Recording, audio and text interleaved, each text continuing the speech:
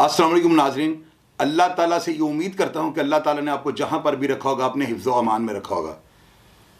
नाजरीन, मैं आपको तकरीबन हर प्रोग्राम में जो है ना कोई ऐसी बात बताने की कोशिश करता हूँ कि ज़िंदगी के कई मामलात में मेरी बातें आपकी रहनुमाई करेंगी।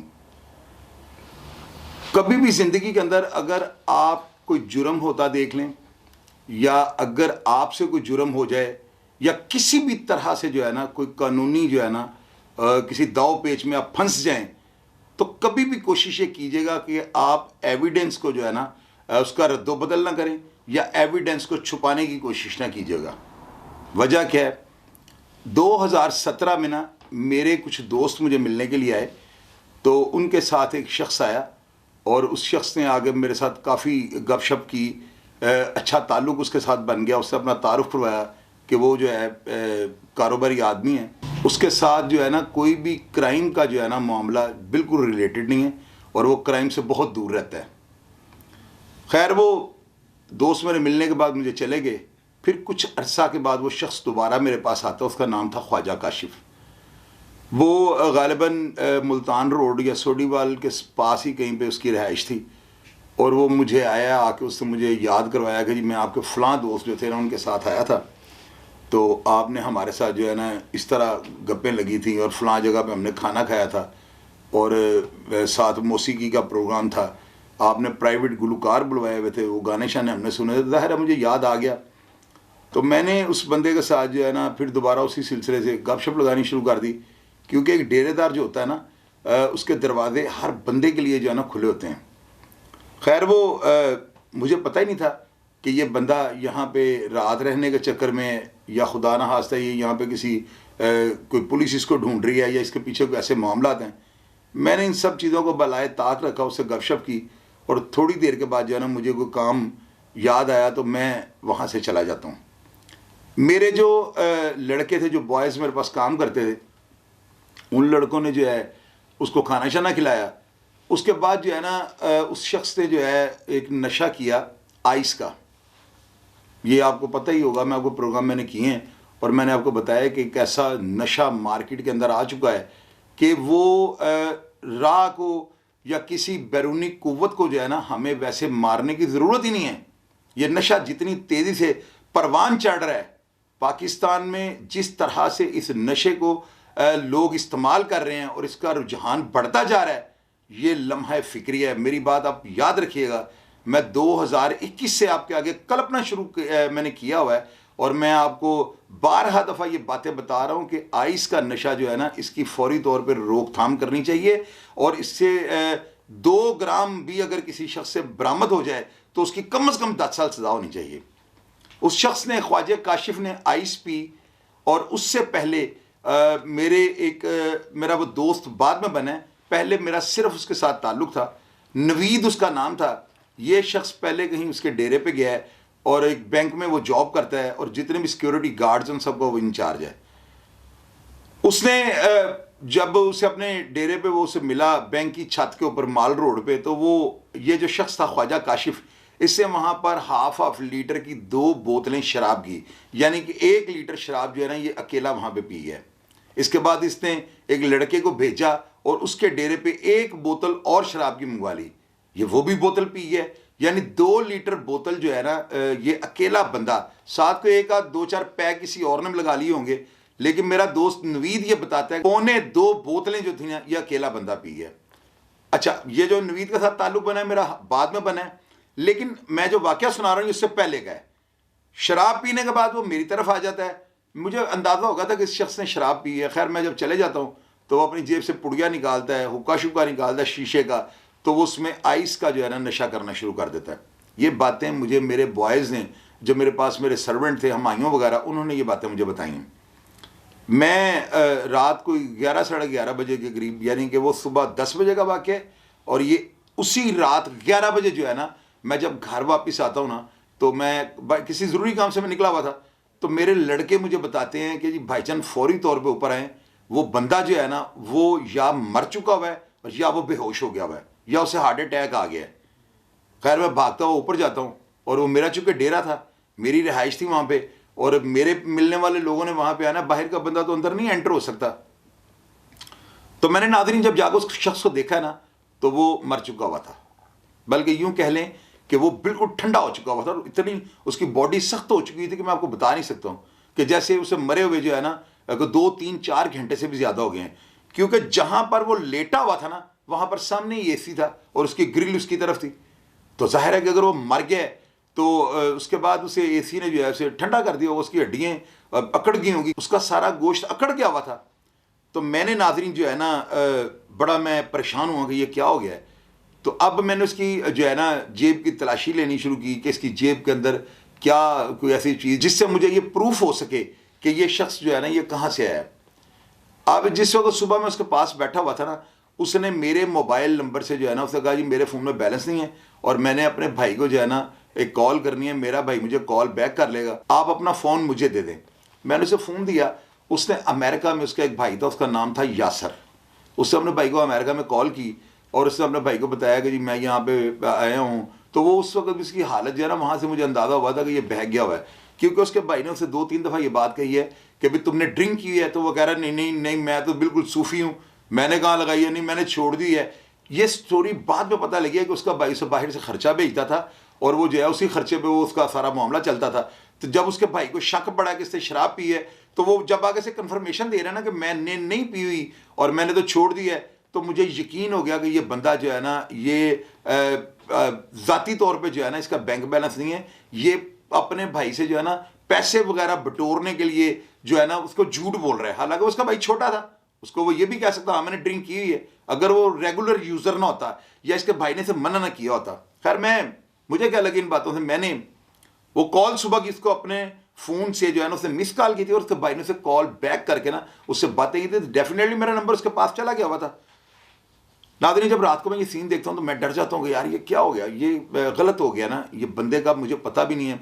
अब मेरी डायल नंबर में इतनी कॉलें आ चुकी थी कि मेरे बहुत 20 कॉलें गालिबन आती हैं फ़ोन के ऊपर, डायल या आंसर या मिस कॉलें जितनी होती हैं। तो मैंने वो देखा और नंबर मुझे नहीं अब पता लग रहा कि इससे किस नंबर पर कॉल की थी। मेरी 1-2 कॉलें बाहर से भी आई हुई थी। खैर नाज़रीन मैं जो है ना मैंने अब क्या करता, मुझे आप बताएं कि मैं इतना समझदार इतना मच्योर हो के जो है ना मैंने कानून को तो मैंने अपने हाथ में लिया। जाहिर है कि अगर आप एक जाए वकूआ पे अगर किसी भी शाहिद को अगर आप साइड पे करते हैं या उनमें रद्दोबदल करते हैं या उनकी जगह तब्दील करते हैं तो आपने जुर्म कर लिया। ये तो इतना बड़ा जुर्म है कि इसकी तो सजाए बाकायदा तौर पे जो है ये 202 का जुर्म बनता है ना। अब इसमें जो है ना कोई भी आप एविडेंस को अगर आप पोशीदा करने की कोशिश करें या रात छुपाने की या अगर प्लेस ऑफ अकरेंस पे जाए वकूआ पे अगर कोई ऐसा मामला है तो आप शाहिद को छुपाते हैं ना, तो इसको जो है 202 लगेगी इसके ऊपर। मैंने नाज़रीन क्या किया, मैंने अब घबराहट में जो है ना, जाहिर है कि बंदा किसी के साथ अगर इस तरह का वाक़या हो जाए तो वो बंदा कंफ्यूज हो जाता है। मैंने अपने उन्हीं लड़कों को जो है ना जो मेरे पास काम करते थे और वो सारे आज जिंदा हैं, 2 लड़के मेरे डेरे के नीचे 2 कमरे थे, वहाँ पे वो लड़के जो है रहते थे और वो दिन के टाइम जो है ना एक होटल हमारे इलाके में बाहर अमीन चनों वाला है, उसके साथ एक तंदूर है और वहाँ पे वो दोनों लड़के जो है ना वो गालिबन स्वात के लड़के थे, वो दोनों भी जो है ना नान शान लगाते थे।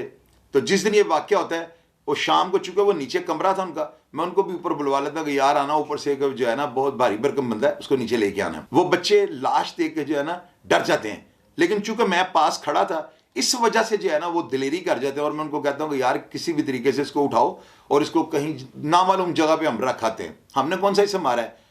वो लड़के चूंकि उनको पता था कि सारा दिन वो उसके पास रहे हैं और वो शराब की 2.25 बोतलें पी गया और उसके बाद उसने आइस का नशा जो है किया है। आइस जो है ना ये आपको जगाती है, शराब आपको सुलाती है, तो उसके वो जो अंदर ही कोई ऐसा कोई हुआ है, उसकी कोई दिमागी शरियान फट गई है या उसका जो है ना कोई उसको हार्ट अटैक हो गया, क्या हुआ उसको ये किसी को भी नहीं पता। नादरीन मैंने गाड़ी अपनी निकाली, उस गाड़ी में मैंने वो जो है उसकी डेड बॉडी को रखा, साथ एक लड़का इधर और एक लड़का साइड पे बिठा दिया और मैं उसकी ये जगह ढूंढ रहा हूँ कि मैं इसको किसी नामालूम जगह पे रखाता हूँ। अब उसको जो है ना हम उसकी बॉडी को लेके जो है एक नामालूम जगह पे जो है एक बाल टाउन के इलाके में उसकी बॉडी को हम रख के जा बड़ी, यानी कि एक होता है ना फेंक देना बड़े इत्मीनान के साथ कि यार ये बंदा जो भी था ये मर गया हुआ है, खुदा ना हादसा हम इसको इसकी लाश की बेरुमती ना हो जाए। बड़े उसको जो है आराम से मैंने गाड़ी में से उतारा और लोग राहगीर गुजर रहे थे, इसके बावजूद जो है ना हमने आराम से उसे बिठाया कि किसी को क्या पता ये क्या हो रहा है। तो मैं अपनी गाड़ी को जो है ना, उसका मोबाइल जो फ़ोन था एप्पल का, वो उसके पास ही रहने दिया। एप्पल का फ़ोन था उसका, और एप्पल का फ़ोन बंद होने के बाद भी कुछ देर इसकी लोकेशन आती रहती है। तो ये बातें मुझे थाना, जब मैंने इन्वेस्टिगेशन ज्वाइन की तो मुझे वहां पर इन बातों का पता लगा कि एप्पल के फ़ोन के अंदर जो है ना 1.5 से 2 घंटे बंद करने के बाद भी उसकी लोकेशन आती रहती है। नाज़रीन, मैं उसकी इकबाल टाउन के इलाके में उसकी डेड बॉडी को रखता हूँ, और वो लड़के मेरे साथ वापस आते हैं। तो आकर हम जो है ना अपनी रूटीन में अपने जो काम अपनी लाइफ के थे वो करने शुरू कर देते हैं। तो नाज़रीन, फिर सुबह क्या होता है? सुबह ये होता है कि मुझे थाना इकबाल टाउन से जो है ना राना नईम नाम के सब इंस्पेक्टर की कॉल आती है, और वो मुझे कहता है कि जी आपके नंबर पे जो है अमेरिका से कॉल आई थी, और आपने वो वहाँ पे मिस कॉल की थी, तो ये आप ही का नंबर है? मैंने कहा जी मेरा ही नंबर है। तो उसने मुझे सबसे पहले ये पूछा है कि ख्वाजा जो है काशिफ, जिस शख्स ने कॉल की थी, वो बंदा कहाँ पे है? तो मैं उसको कहता हूँ कौन सा ख्वाजा काशिफ? जब बंदा इन्वेस्टिगेशन ज्वाइन करता है ना, तो वहां पर आईओ जब कोई ऐसा सवाल करता है ना जिसके साथ आपकी दुखती रग के ऊपर पांव आएगा, तो यकीनन आप थोड़ा सा ना घबरा जाओगे या चिल्ला दोगे। मैंने अपने हवास को बड़ा कंट्रोल रखा, और मैंने उसे कहा कि जी कॉल तो मेरे फ़ोन से कई लोग करते हैं। उसने कहा जी आप जो है ना इकबाल टाउन थाने हैं। तो मैं फौरी तौर पे समझ गया कि हमने रात को उसको इकबाल टाउन में उसके रखा हुआ है, तो जाहिर है ये कि इकबाल टाउन थाने से मुझे कॉल आ रही है, तो ये कोई ना कोई जो है ना ये मामला, ये उसी डेड बॉडी का मामला है।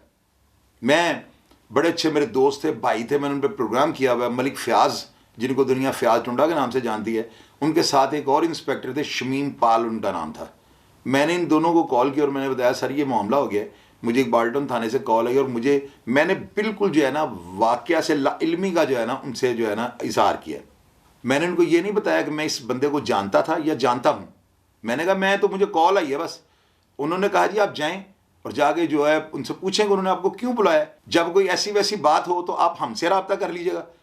खैर नाज़रीन, मुझे ये चाहिए था, यहाँ पर मैंने गलती कर दी।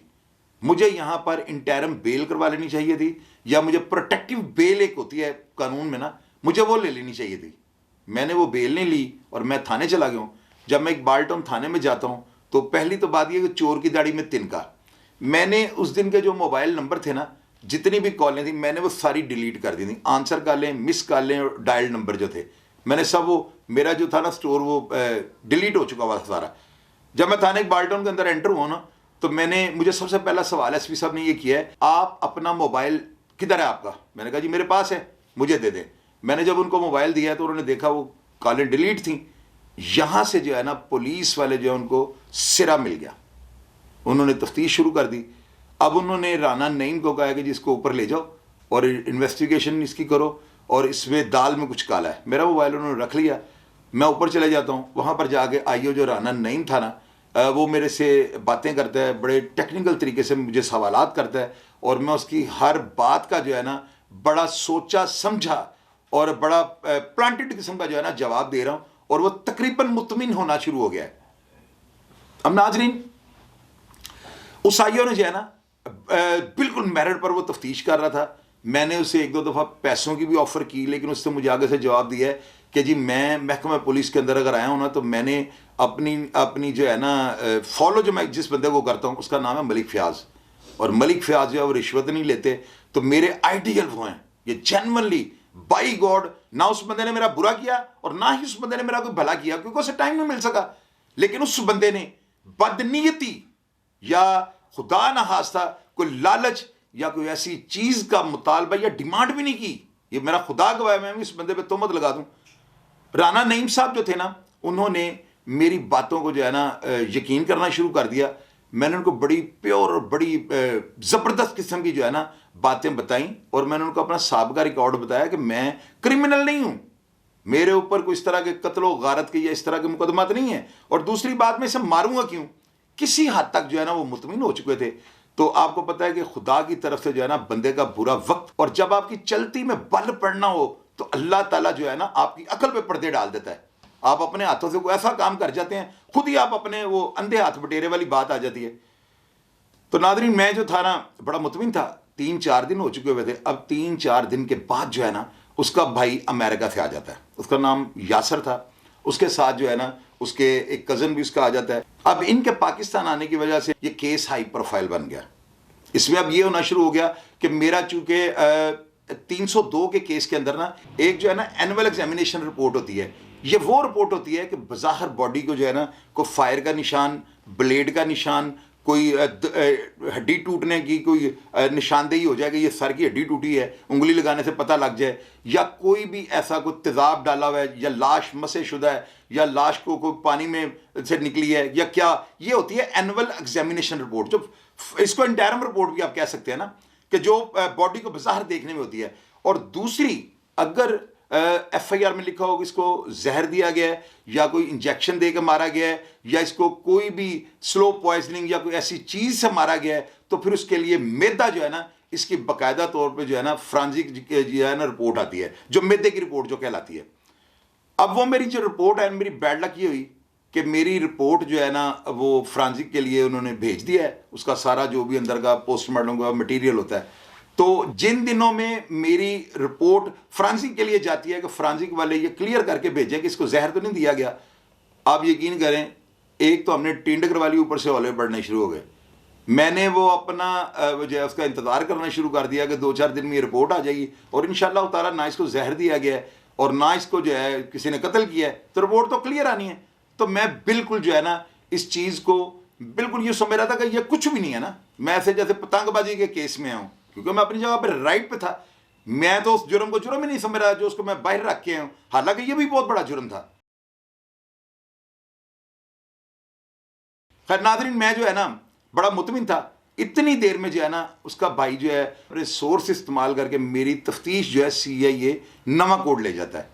और CIA तफ्तीशें कैसे जाती हैं, अगर कोई नामजद केस हो, यानी कोई मुलजमान नामजद हो, उस तफ्तीश को अगर आप CIA के पास ले जाना चाहें तो उसके लिए बहुत ज़्यादा सोर्स और बहुत ज़्यादा जोर लगाना पड़ता है, क्योंकि मुलजमान नामजद हैं तो मुतलका थाने इसकी तफ्तीश करेगा ना। ये अलग बात है कि उनकी तफ्तीश के बाद आप CIA ले जाएं कि मैं इस तफ्तीश से इत्तफाक नहीं करता हूँ, देन वो चेंज होगी। लेकिन यहाँ पर FIR नामालूम थी, और जितनी भी ब्लाइंड मर्डर और डकैतियों की FIR ये डायरेक्ट जो है ना CIA ले जाती है।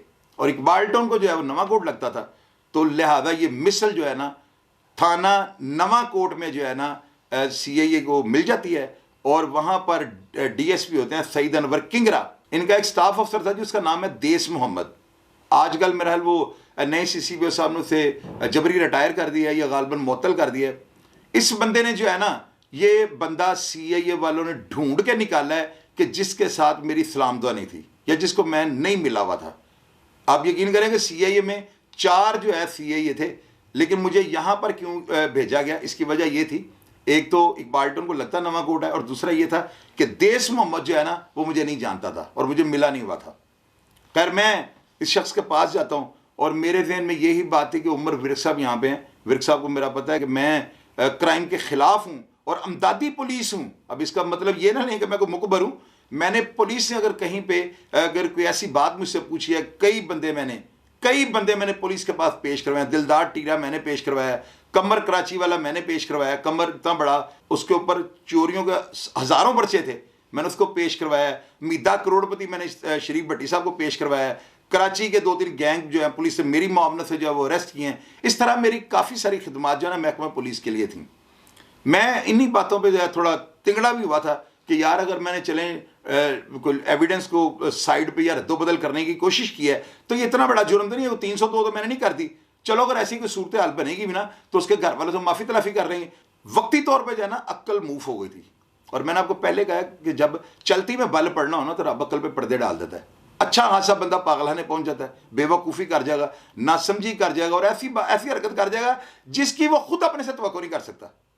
आप यकीन करेंगे कि मेरे जैसा बंदा ऐसी हरकत कर जाएगा, लेकिन हो गई है। नादरीन, मैंने CIA नवा कोट में जब मैं आता हूँ ना तो मैं सईद अनवर किंगरा साहब को मिलता हूँ और मैंने, यकीन कीजिएगा, मैंने उस बंदे को जो है ना सारी बात सच बता दी। और यहाँ पर फयाज साहब जो हैं उनका मेरा बड़ा भाइयों जैसा ताल्लुक है। आपके आईओ को देस मोहम्मद को मैंने बता दिया हुआ है। तो उमर विर्क साहब जो हैं वो भी मेरे ज़ाती जानने वाले हैं। और उमर विर्क साहब जो है ना कई जॉइंट ऑपरेशन भी मैंने किए हैं। तो उमर विर्क साहब से बेशक पूछ लें, मैं इस तरह का नहीं हूँ। और रही बात इस कत्ल की, तो ये कत्ल कुत्ल कोई नहीं हुआ, ये बंदा ज़रूर मरा है और ये आइस के ज़्यादा इस्तेमाल से और शराब के बाद इस्तेमाल से इसकी डेथ हो गई है। तो इंशाअल्लाह ताला फ्रांसिक में देख लीजिएगा इसकी यही रिपोर्ट आएगी। अब मैंने उनको सारी बात बता दी और यही बात जो है उन्होंने मुद्दइयों को बुलवाया और मेरे मुंह से उनके सामने भी कहलवा दी मैंने उनके सामने भी ये बात कर दी।